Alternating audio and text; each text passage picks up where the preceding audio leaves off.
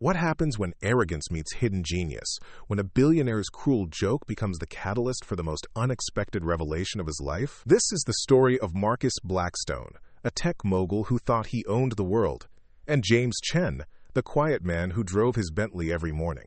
It's a tale that will make you question everything you think you know about worth, intelligence, and the masks we all wear in society. Before we jump back in, tell us where you're tuning in from. And if this story touches you, make sure you're subscribed, because tomorrow I've saved something extra special for you. The morning fog rolled across the hills of Marin County as Marcus Blackstone stood on the marble terrace of his $60 million estate, watching the sun pierce through the California mist. His mansion, perched like a modern fortress above the San Francisco Bay, commanded a view that real estate magazines had described as, quote, 23,000 square feet of architectural perfection, complete with infinity pools, a private vineyard, and enough smart home technology to rival a NASA command center. Marcus had built his empire on complexity. His company, Nexus Dynamics, had revolutionized cybersecurity by creating encryption algorithms so sophisticated that government agencies paid billions for access to his systems. At 42, he possessed the kind of wealth that insulated him from ordinary human concerns, and the kind of intellect that made him dismissive of anyone who couldn't match his cognitive firepower. This particular morning carried extra significance. In 3 hours, Marcus would be hosting the most important presentation of his career. Representatives from 12 major corporations, 3 government agencies, and 2 foreign intelligence services would gather in his home office to witness the unveiling of Project Prometheus, an encryption system so advanced that it could theoretically protect data for centuries against any known method of code breaking. The presentation hinged on a single demonstration. Marcus had encoded a message using the new system, a message that would unlock access to his most guarded trade secrets. The encryption was his masterpiece, built on mathematical principles so complex that his team of MIT and Stanford graduates had needed 6 months just to understand the basic framework. No human alive, Marcus believed, could crack it without the quantum computers housed in his underground laboratory. As he sipped his Ethiopian single-origin coffee from a cup worth more than most people's monthly salary, Marcus felt the familiar rush of intellectual superiority. He had always been the smartest person in any room, a fact that had carried him from a working-class childhood in Detroit to the pinnacle of Silicon Valley success. His IQ had been measured at 180 when he was 12, and every achievement since had confirmed what he'd always known. He was simply better than other people. The sound of tires on gravel interrupted his morning meditation. Through the floor-to-ceiling windows, Marcus could see his Bentley Mulsanne gliding up the curved driveway, its midnight blue paint reflecting the California sun like liquid metal. Behind the wheel sat James Chen, the man who had been driving Marcus to and from his Palo Alto headquarters for the past 18 months. Marcus knew virtually nothing about James beyond the basic employment file. 45 years old, impeccable driving record, references that vouched for his discretion and reliability. He was the kind of employee Marcus preferred: competent, invisible, and utterly unremarkable. In the back seat of the Bentley, Marcus could conduct sensitive phone calls, review confidential documents, or simply think without worrying about his driver's comprehension or curiosity. James was furniture that happened to be human. A necessity of Marcus's lifestyle, but no more worthy of attention than the leather seats or climate control system. The perfect servant for a man who valued efficiency above all else.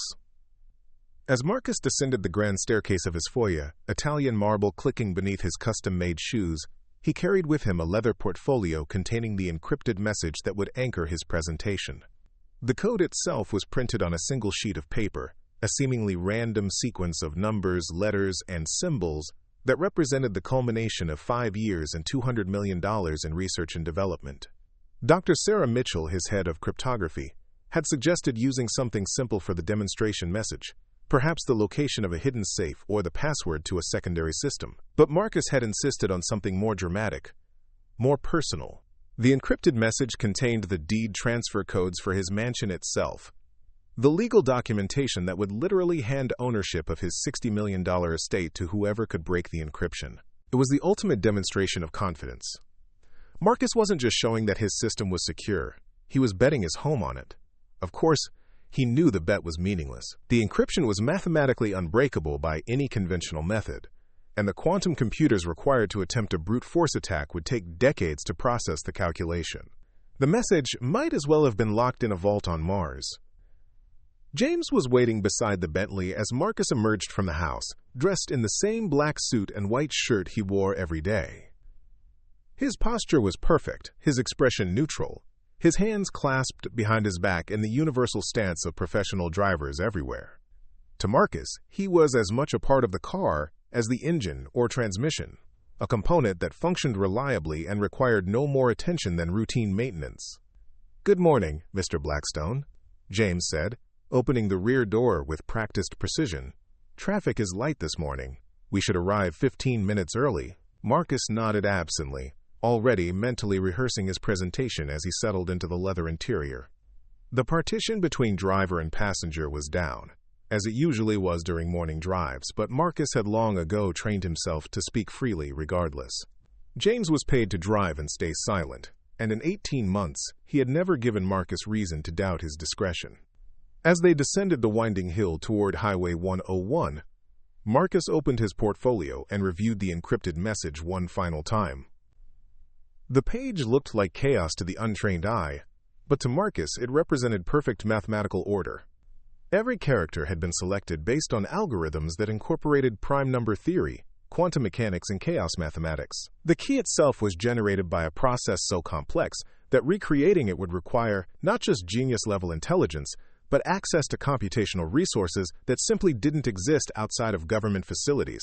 Dr. Mitchell, his cryptography chief, had initially been nervous about using the mansion deed as the demonstration message.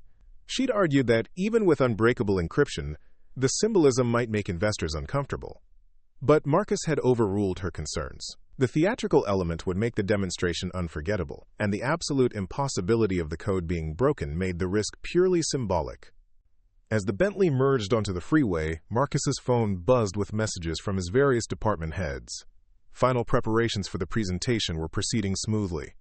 The quantum computers were running diagnostic checks, the conference room had been prepared with military-grade security measures, and the catering had been arranged to accommodate dietary restrictions ranging from vegan to kosher to gluten-free. Every detail had been anticipated and managed by his team of assistants.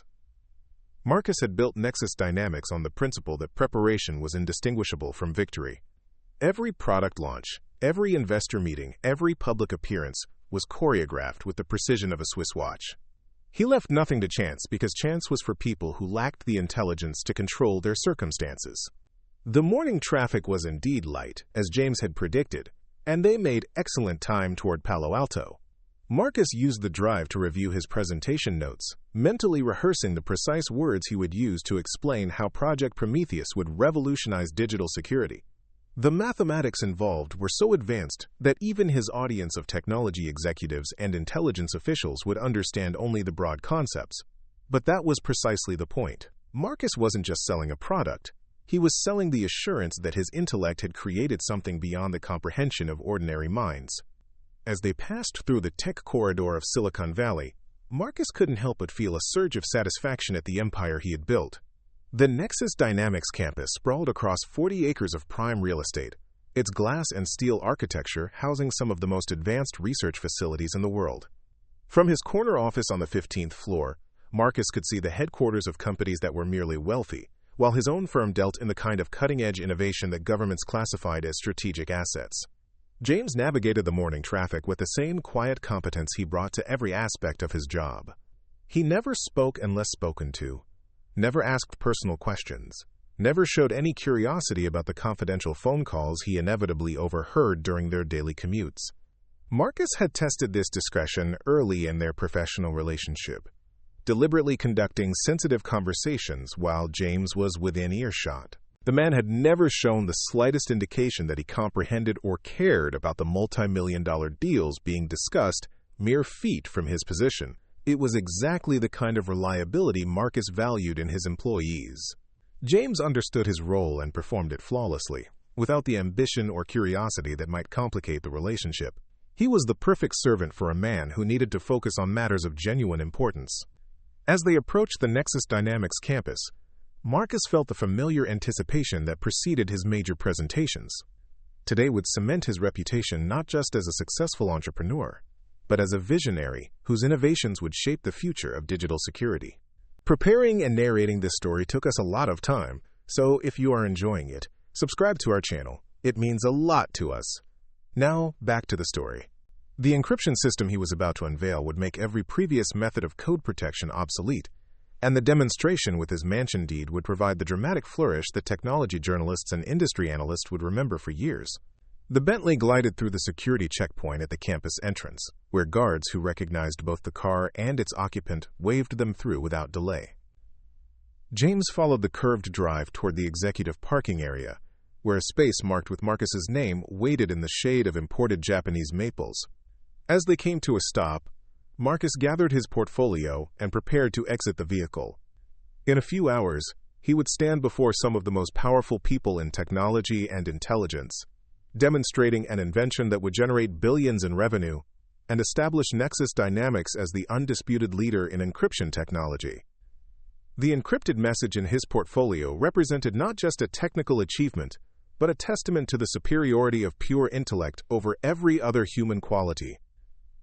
James opened the door and stepped back, maintaining the professional distance that had characterized their relationship for 18 months. "Mr. Blackstone, shall I return at the usual time this evening?" Marcus was already thinking about the presentation, mentally reviewing the mathematical proofs he would use to explain why his encryption was theoretically unbreakable. "Actually, James," he said, struck by a sudden inspiration, "I'm going to need you to stay today. I'm hosting a very important demonstration, and I may need to send you on errands." "Of course, sir," James replied without hesitation. "Shall I wait in the employee break room?" Marcus paused, portfolio in hand, as an idea began to form in his mind. The presentation was scheduled to begin in 2 hours, which left him with time to kill and an audience of the most sophisticated technology professionals in the world to impress. What if he could add an extra element of drama to the demonstration? What if he could show not just that his encryption was unbreakable by conventional computers, but that it was beyond the comprehension of ordinary human intelligence? "Actually," he said, turning back toward James with the beginning of a smile, "why don't you come up to my office? I have something that might interest you." James's expression remained perfectly neutral, but Marcus caught what might have been a flicker of surprise in his eyes. In 18 months of employment, Marcus had never invited his driver anywhere beyond the parking garage. "Very well, sir," James replied, with the same professional tone he used for everything from traffic updates to schedule changes. They rode the executive elevator to the 15th floor in silence, James standing at attention while Marcus reviewed his notes. The elevator opened directly into Marcus's corner office, a space that had been featured in Architectural Digest for its combination of modern luxury and cutting-edge technology. Floor-to-ceiling windows provided a panoramic view of Silicon Valley, while built-in screens could display everything from stock prices to global weather patterns.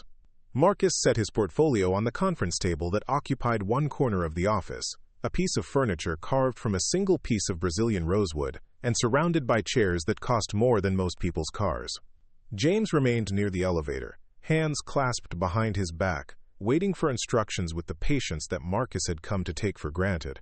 "James," Marcus said, settling into his desk chair and swiveling to face his driver, "you've been working for me for what, 18 months now?" 18 months and 2 weeks, sir," James replied precisely. "And in all that time, you've been absolutely reliable, professional, discreet." Marcus leaned back in his ergonomic chair, which had been custom designed to support his specific height and weight. "I appreciate that kind of dependability in an employee." "Thank you, sir." Marcus opened his portfolio and withdrew the sheet containing the encrypted message, holding it up so James could see the seemingly random sequence of characters that filled the page. "Tell me, James, what do you see when you look at this?" James glanced at the paper, his expression unchanged. "It appears to be some kind of code, sir." Marcus laughed, a sound that echoed off the polished surfaces of his office. "Exactly right. It is indeed a code. In fact, it's the most sophisticated encryption ever created by human intelligence. My team and I spent 5 years developing the mathematical framework that generated this message." He stood and moved to the whiteboard that covered one wall of his office, picking up a marker and beginning to sketch out some of the basic principles underlying his encryption system. The mathematics involved concepts that had required him to collaborate with theoretical physicists from CERN and mathematicians from the Institute for Advanced Study at Princeton. "You see, James," Marcus continued, warming to his subject as he always did when discussing his intellectual achievements.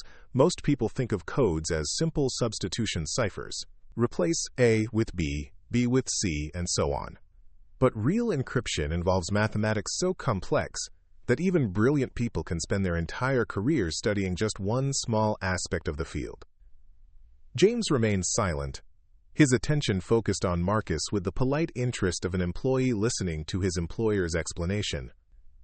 "This particular message," Marcus said, tapping the paper with his finger, "is protected by an encryption algorithm that incorporates quantum mechanical principles, chaos theory, and number theory so advanced that only a handful of people on Earth can even understand how it works. To break this code, you would need not just genius-level intelligence, but access to quantum computers that cost hundreds of millions of dollars and require teams of specialists to operate."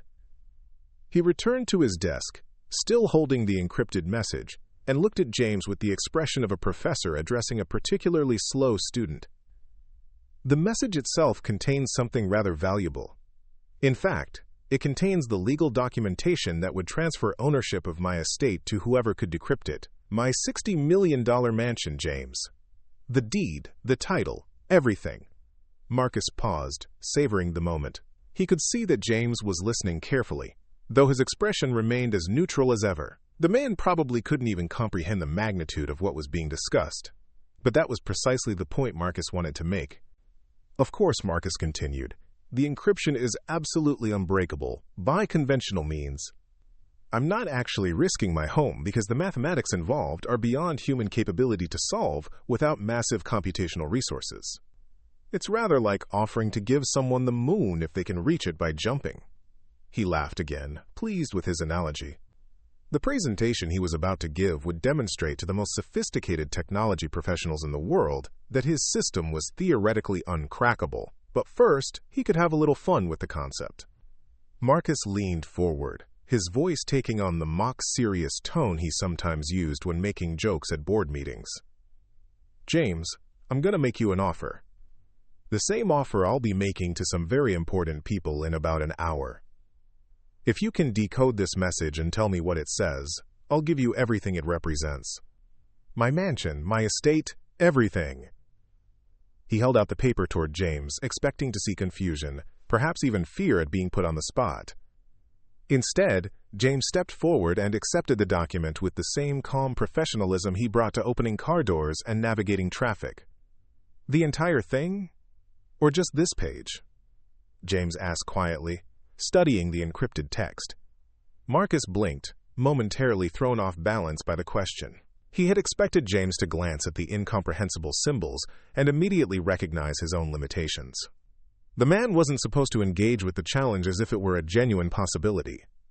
"The entire message, of course," Marcus replied, his amusement returning. "All 7 pages of encrypted data.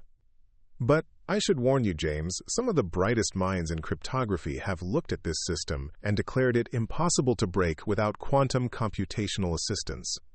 James nodded thoughtfully, still examining the page. "May I use your computer to work on this, Mr. Blackstone? It would be more efficient than trying to calculate by hand." Marcus stared at his driver, completely unprepared for this response. The joke was supposed to end with James handing back the paper and returning to his position by the elevator, perhaps with a nervous laugh about being out of his depth. The man wasn't supposed to ask for computer access as if he actually intended to attempt the impossible. "You're serious?" Marcus asked, his confidence wavering slightly. "As serious as your offer of a $60 million estate," James replied, meeting Marcus's gaze directly for perhaps the first time in their 18-month professional relationship. Something in James's tone, a quiet assurance that seemed completely at odds with his role as a chauffeur, made Marcus reconsider the man standing before him. For the first time, he looked past the uniform and the subservient posture to study James's face. What he saw there was intelligence, the kind of focused analytical intelligence that Marcus recognized in his own mirror. "By all means," Marcus said, gesturing toward his computer, though his voice had lost some of its earlier confidence. "Be my guest." James moved to the desk with fluid efficiency, settling into Marcus's chair as if he belonged there. He adjusted the monitor, opened a new document, and began examining the encrypted message with an intensity that made Marcus increasingly uncomfortable. For several minutes, James worked in silence, his fingers moving across the keyboard with practiced precision. Marcus watched in growing disbelief as actual progress appeared on the screen. Not random guessing or fumbling attempts, but systematic analysis that suggested genuine understanding of cryptographic principles. "This is interesting," James said without looking up from his work. "You're using a modified RSA framework, but you've layered it with what appears to be elliptic curve cryptography and some kind of quantum key distribution protocol." Marcus felt his mouth go dry. Those terms weren't something a chauffeur should know, let alone use correctly in context. How could James possibly recognize the mathematical foundations of an encryption system that had taken Marcus's team of PhD-level specialists months to develop? "The quantum elements are particularly elegant," James continued, his fingers flying across the keyboard as he began breaking down the mathematical structure of the encryption. "You're using quantum entanglement principles to generate pseudo-random number sequences, aren't you? That's why you believe it's unbreakable by classical computational methods." Marcus sank into one of the conference room chairs, his earlier confidence evaporating like morning fog. This wasn't possible. James was a driver, a man whose job required nothing more than knowledge of traffic patterns and vehicle maintenance. He couldn't possibly understand quantum cryptography, let alone analyze it in real time. "You should know," James said, still focused on the screen, "that there's a potential vulnerability in your implementation. The quantum key distribution protocol you're using assumes perfect entanglement, but quantum decoherence introduces microscopic variations that can be exploited if you know what to look for." The words struck Marcus like physical blows. James wasn't just understanding his encryption system, he was identifying flaws that Marcus's own team hadn't discovered. The mathematical concepts being discussed were so advanced that only a handful of people worldwide could comprehend them, yet his chauffeur was navigating them as easily as highway traffic. For 23 minutes, Marcus watched in stunned silence as James systematically deconstructed 5 years of research and development. The man's approach was methodical, elegant, and absolutely devastating to every assumption Marcus had made about both his encryption system and his employee. Finally, James sat back and turned the monitor toward Marcus. On the screen, in plain English, was the decrypted message containing the complete legal documentation for transferring ownership of Marcus's estate. "I believe this is what you were looking for," James said quietly, his voice carrying none of the triumph that Marcus would have expected from someone who had just accomplished the impossible. Marcus stared at the screen, his mind struggling to process what had just occurred. The impossible had happened in his own office, witnessed by no one except the man he had so thoroughly underestimated. 5 years of research, $200 million in development costs, and the combined expertise of some of the brightest minds in cryptography had been rendered meaningless in less than half an hour. "How?" The word came out as barely more than a whisper. James swiveled the chair to face him, and for the first time in 18 months, Marcus saw something in his driver's eyes that he had never noticed before. It wasn't defiance or triumph, but rather a quiet sadness, the expression of someone who had grown weary of being invisible. "The same way I've been doing everything else for the past year and a half, Mr. Blackstone. By paying attention to details that others overlook." James gestured toward the computer screen, where the decrypted message still glowed in accusatory clarity. "Your encryption system is brilliant, truly innovative, but it's built on an assumption that no human intelligence could identify the quantum decoherence patterns without massive computational support." Marcus felt dizzy, as if the fundamental laws of reality had suddenly shifted beneath his feet. "You're telling me you broke quantum encryption using nothing but my desktop computer?" "Not exactly," James replied with the patient tone of a teacher addressing a confused student. "I used the computational power available, but more importantly, I recognized the mathematical signatures that your team missed. Quantum systems aren't truly random, Mr. Blackstone. They follow patterns that become visible when you understand the underlying physics." The explanation made Marcus feel even more disoriented. This was James Chen, the man who drove his car and said yes, sir, and no, sir, and had never once given any indication that he possessed knowledge beyond traffic routes and parking regulations. Yet here he sat, casually discussing quantum physics as if it were as familiar as the morning weather report. "Who are you?" Marcus asked, though he wasn't entirely sure he wanted to hear the answer. James stood up from the desk chair and straightened his black suit jacket with the same precise movements he used when preparing to open the Bentley's door. "Exactly who I appear to be, Mr. Blackstone. I'm a man who drives cars for wealthy people who need transportation. The fact that I also happen to hold a doctorate in theoretical physics from MIT and spent 15 years working on classified encryption projects for the Department of Defense doesn't change what I do for a living now." The words hit Marcus like a series of physical blows. MIT, Department of Defense. 15 years. Each revelation restructured his understanding not just of James, but of his own judgment and perception. How had he so completely failed to recognize what was sitting right in front of him every single day? 15 years with the DoD, Marcus repeated numbly. Doing what? Developing exactly the kind of encryption systems you're trying to create now, James answered. Quantum cryptography, neural network security protocols, mathematical frameworks for protecting information that could determine the outcome of wars. I held a clearance level that would have allowed me to access nuclear launch codes, and I designed security systems that are still protecting American intelligence assets around the world. Marcus sank deeper into his chair, struggling to reconcile this revelation with everything he thought he knew about his employee. "If you had that kind of background, that level of expertise, why are you driving my car?" James moved to the floor-to-ceiling windows that dominated one wall of Marcus's office, looking out over the Silicon Valley landscape that stretched toward the distant hills. The same reason thousands of other highly qualified people are working jobs that don't match their education or experience, Mr. Blackstone. Because the world changed, and we changed with it. He turned back toward Marcus, his expression thoughtful rather than bitter. In 2018, there was a restructuring in defense spending priorities. The project I had devoted my career to was classified as redundant, and my entire division was eliminated overnight. 15 years of specialized experience became worthless in a single budget meeting that I wasn't even invited to attend.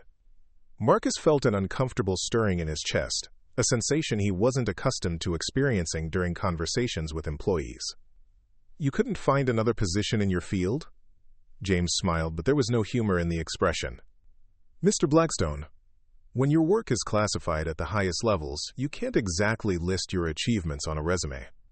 Potential employers can verify that I worked for the Department of Defense, but they can't know what I actually did there. To the outside world, I'm just another former government employee with a physics degree and no demonstrable private sector experience."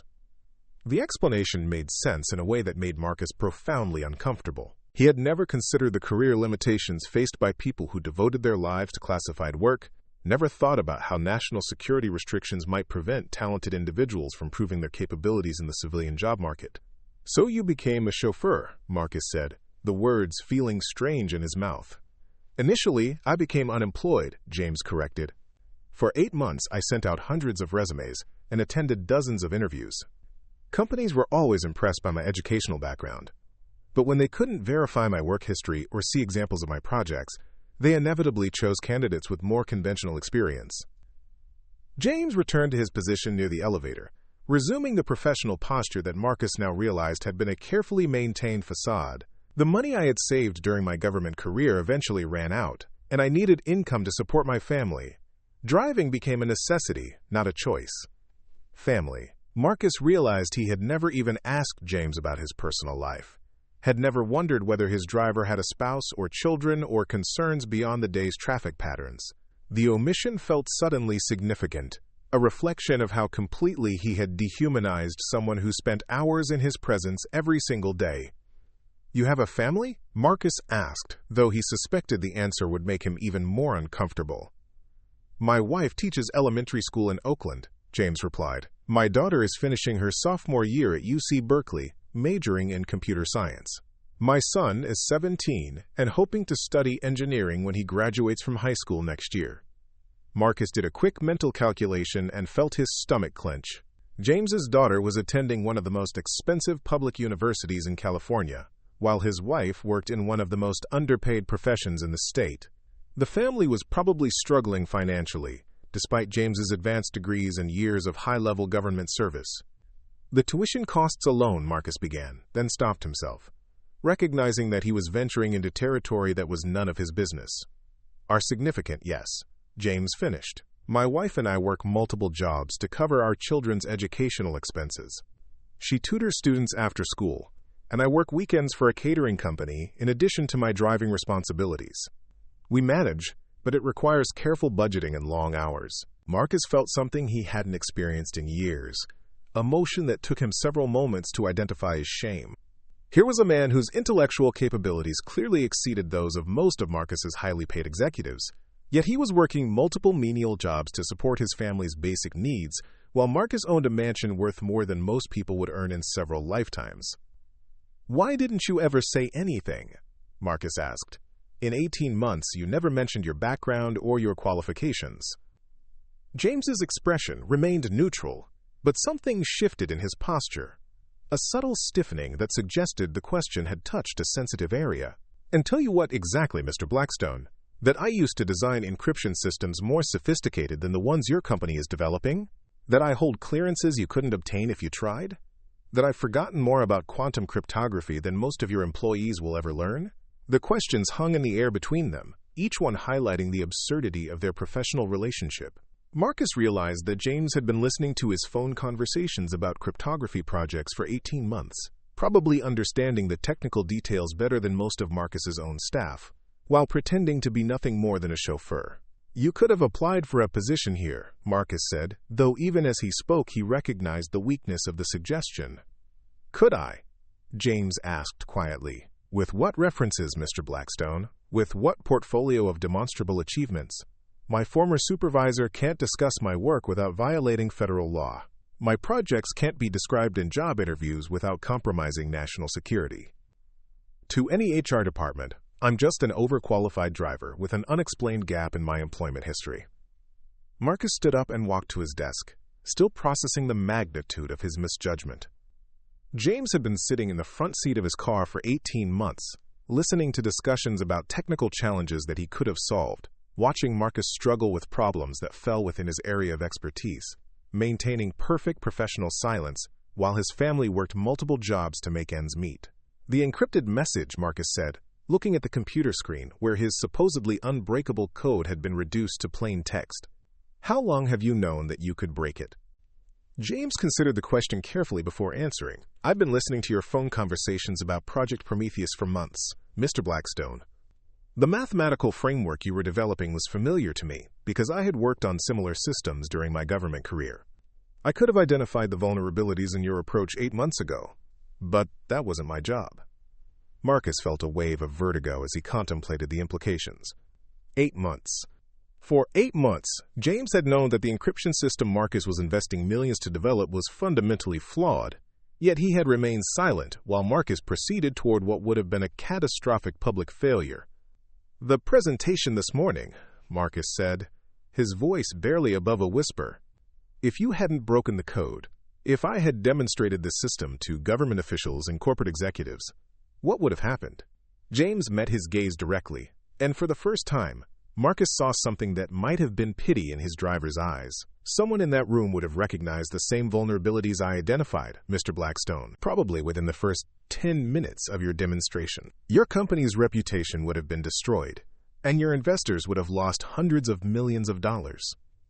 The words struck Marcus like a physical blow. His masterpiece, the achievement that was supposed to cement his legacy as a visionary innovator, would have been revealed as fundamentally flawed in front of the most important audience of his career. The humiliation would have been absolute and public, witnessed by people who could destroy his company with a single negative assessment. "You saved me," Marcus said, the realization dawning slowly. "By breaking the code now, privately, you saved me from public humiliation." "I solved a puzzle you asked me to solve," James replied, with characteristic precision. "Nothing more, nothing less." Marcus sank back into his desk chair, overwhelmed by the complexity of what had just occurred. In the space of 30 minutes, his entire worldview had been inverted. The man he had dismissed as intellectually inferior had demonstrated capabilities that exceeded his own. The employee he had treated as furniture had possibly saved his career and reputation. The chauffeur he had never really seen had revealed himself to be exactly the kind of expert Marcus's company desperately needed. The irony was suffocating. Marcus had spent 5 years and $200 million trying to develop encryption technology that James could have created in a fraction of the time, for a fraction of the cost. He had dismissed and ignored the very person who could have made Nexus Dynamics genuinely revolutionary in the field of cybersecurity. "James," Marcus said, his voice carrying an uncertainty that he hadn't felt since his early entrepreneurial days. "I need to ask you something, and I need you to be completely honest with me." "Of course, Mr. Blackstone." Marcus stood up and moved to the conference table, where this entire conversation had begun, trying to organize his thoughts into something resembling coherence. "If I offered you a position here, a real position appropriate to your qualifications and experience, would you be interested?" James remained silent for several long moments, and Marcus could see him weighing factors that probably had nothing to do with salary or job responsibilities. Finally, he spoke with the same measured tone he used for everything from traffic updates to schedule confirmations. "What kind of position, Mr. Blackstone?" Marcus realized he hadn't thought that far ahead, but the answer came to him with surprising clarity. "Chief Technology Officer. Full authority over all encryption research and development. A team of the brightest people I can hire. Unlimited research budget, and equity participation that would make you wealthy if our projects succeed." The offer surprised Marcus, even as he made it. He wasn't accustomed to making impulsive decisions, especially ones involving executive-level positions and significant financial commitments. Yet something about the morning's revelations had shaken his usual analytical approach to business decisions. James studied him with the same focused attention he had brought to the encryption problem. "And my current responsibilities? You mean driving?" Marcus almost laughed at the absurdity of the question. "James, after what you've just demonstrated, the idea of you continuing to work as my chauffeur is insane. You're overqualified for any position at this company, including mine." The admission felt strange coming from Marcus's mouth. He had never in his adult life acknowledged intellectual inferiority to anyone, had built his entire identity around being the smartest person in any situation. Yet the evidence was undeniable. James possessed knowledge and capabilities that Marcus not only lacked but couldn't even fully comprehend. "I appreciate the offer, Mr. Blackstone," James said carefully. "But I should point out that accepting a high-profile position at Nexus Dynamics would probably trigger a background investigation that could complicate both of our lives. My former security clearances would raise questions about why I'm working in the private sector, and my knowledge of classified information might make potential investors nervous about security risks." Marcus hadn't considered the national security implications, but James's concerns made immediate sense. A former Department of Defense cryptography expert with access to classified information would indeed represent a complex set of legal and security challenges for any private company, especially one dealing with government contracts. "There has to be a way to work around those issues," Marcus said, though he wasn't sure what that way might be. "Your expertise is exactly what this company needs, and frankly, what this industry needs. The idea of you continuing to work multiple menial jobs while your knowledge goes unused is not just wasteful, it's criminal." James smiled for the first time since the conversation had begun, and Marcus was surprised to see genuine warmth in the expression. "You're not the first person to suggest that, Mr. Blackstone. But sometimes circumstances are more powerful than qualifications, and sometimes the best way to survive those circumstances is to adapt rather than fight them." The philosophical observation struck Marcus as profoundly sad. Here was a man who had devoted his career to protecting national security, who possessed knowledge that could revolutionize entire industries, yet he had been forced by economic necessity to accept work that utilized none of his capabilities and provided none of the recognition he had earned. "What if we started smaller?" Marcus asked, his mind racing through possibilities. Consulting work, project-based assignments, something that wouldn't trigger the same level of scrutiny as a full-time executive position? James considered this suggestion more seriously, and Marcus could see him evaluating factors that probably included family finances, professional risks, and personal pride. "That might be possible," he said finally, "especially if the work could be structured to avoid direct contact with classified methodologies or sensitive government information." Marcus felt a surge of hope, though he wasn't entirely sure why the prospect of working with James had become so important to him. Perhaps it was professional necessity. His company genuinely needed someone with James's expertise. Perhaps it was guilt over his treatment of a man whose abilities he had failed to recognize. Or perhaps it was simply the desire to right a wrong that he had inadvertently perpetuated for 18 months. "We'll figure something out," Marcus said, with more confidence than he felt. Someone with your background and capabilities shouldn't be driving cars for people like me. It's a waste of human resources that borders on the tragic. James straightened his suit jacket and resumed his professional posture, but Marcus noticed that something had changed in his demeanor. The mask of subservience had been partially removed, replaced by the quiet confidence of someone who no longer needed to hide his intelligence. "In the meantime, Mr. Blackstone," James said, glancing at his watch with practiced precision, "your presentation is scheduled to begin in 45 minutes. Given what we've just discovered about your encryption system, you might want to consider postponing the demonstration until the vulnerabilities can be addressed." Marcus felt his stomach drop as he remembered the room full of government officials and corporate executives who would be arriving shortly to witness what they expected to be a revolutionary breakthrough in cybersecurity. The presentation he had been preparing for months was now impossible, but canceling it at the last minute would raise questions that he wasn't prepared to answer. "What would you suggest?" Marcus asked, recognizing that he was now seeking advice from the man he had been mocking an hour earlier. James moved to the whiteboard, where Marcus had earlier sketched out the basic principles of his encryption system. "With your permission, I'd like to show you how the vulnerabilities could be addressed. The fixes aren't particularly complicated, but they do require some adjustments to your mathematical framework." Marcus nodded, still processing the surreal nature of receiving technical guidance from his chauffeur. "Go ahead." For the next 30 minutes, James systematically explained how Marcus's encryption system could be modified to eliminate the quantum decoherence vulnerabilities that made it breakable. His explanations were clear, methodical, and accompanied by mathematical proofs that demonstrated not just what needed to be changed, but why those changes would work. Marcus found himself taking notes, something he hadn't done since graduate school. James's modifications weren't just patches to existing problems. They were elegant improvements that would make the entire system more robust and more efficient. The man wasn't just identifying flaws, he was offering solutions that Marcus's team of experts had never considered. "This is remarkable," Marcus said as James finished his explanation. "These modifications would make our system genuinely unbreakable, wouldn't they?" "As unbreakable as anything can be, given the current state of quantum computing technology," James replied. "Of course, that situation will change as quantum computers become more powerful, but these modifications should provide security for at least the next 2 decades. Marcus looked at his watch and realized that his presentation was scheduled to begin in 10 minutes.